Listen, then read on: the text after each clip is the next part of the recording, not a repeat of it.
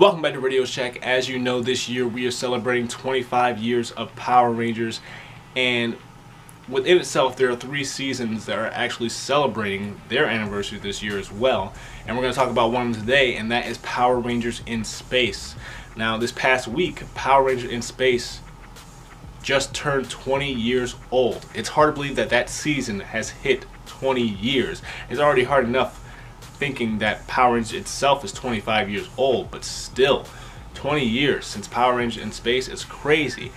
Also thinking of the fact that Power Rangers in Space was supposed to be the end of Power Rangers.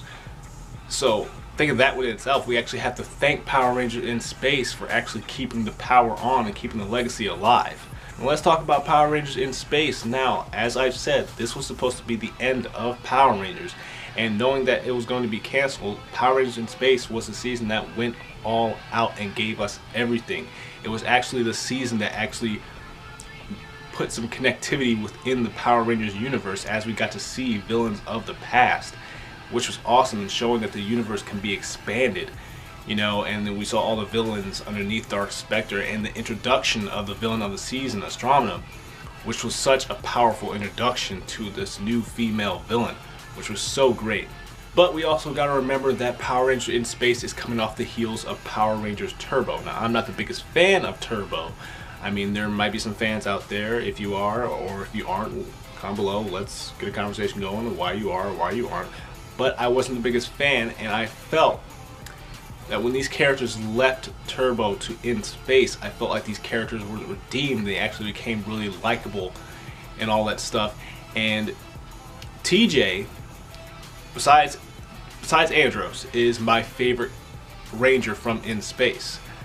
And like I said, I felt like some of the Rangers from Turbo were actually redeemed in this season. And speaking of Andros, Andros had a great story arc in this season, and actually proving that he was a great leader. And not only that, we've already established that there are Rangers outside of Earth, but finding out this Ranger is from another planet, KO-35, was so interesting. And not only that, finding out that his sister was taken away when they were kids, and that's who he's looking for, you know. And then later on finding out that Astronema is his sister, which is crazy in itself. And finding out that we have a battle between good and evil in the family. You know, I'm not going to forget about the Silver Ranger. I'm not going to forget about Zane. Zane being the best friend of Andros, and finding out their backstory of where they came from, and seeing that they were Rangers together makes you wonder about the other Rangers, where the morphers were passed down to the Turbo Rangers. Who knows? But getting that backstory and seeing that Zane got hurt pretty bad in their battle together, and he actually froze him, and that actually kept him alive. You know, and seeing him come back, I thought that was great, and seeing the relationship they had together was so awesome. When we talk about villains, of course, Astronema is a great villain, one of the best villains of Power Rangers. But not only that, we had a great villain in Ecliptor, who actually had some great story arcs himself, and seeing that how he raised Astronema to be, and he was a great character.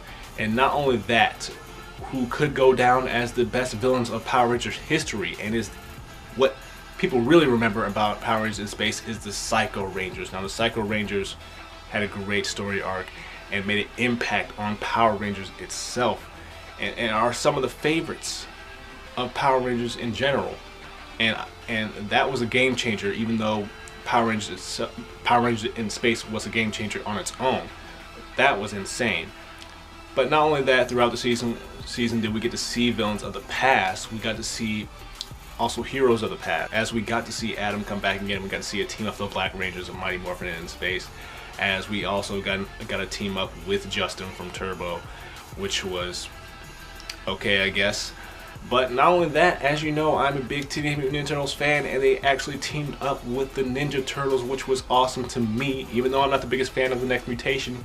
But I still thought that was awesome. I'm still pushing for a Power Rangers and Ninja Turtle crossover. I mean, I don't know why it's not happened yet. I mean, it didn't happen with the 2012 series, which sucks. But hey, maybe it can happen in the comic books. I mean, Turtles teamed up with Batman, the Justice League teamed up with Power Rangers. Maybe we can do it in the comics.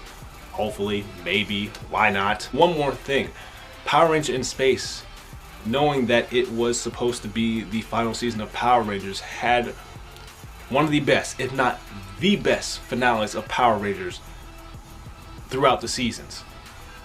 Zordon, who we've been looking for this whole season, Andros had to make the sacrifice and destroy Zordon just to save the universe from all evil. Just an impactful finale. The end of the Zordon era, it was just so impactful, so great. 20 years of Power Rangers in space. It's still hard to think about, but what a great season, and we have to thank this season again for prolonging Power Rangers. But before I sign off, I'd like to say thank you again. We've hit another milestone and passed 300 subscribers. It's so awesome. I love doing this, conversating with you guys and girls, and I know there's fans of Turtles out there about things we are fans of, and it's fun to conversate with you about it. But hopefully we continue to grow and have people join in the conversation, you know.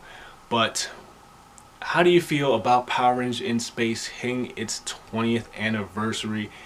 To me, it is in my top 5 seasons of all time of Power Rangers. Is it for you as well? Comment below. Let's get a conversation going. And as always, if you enjoy my thoughts, make sure you like, subscribe. Here's to hitting 400 subscribers. And until next time, I will see you later.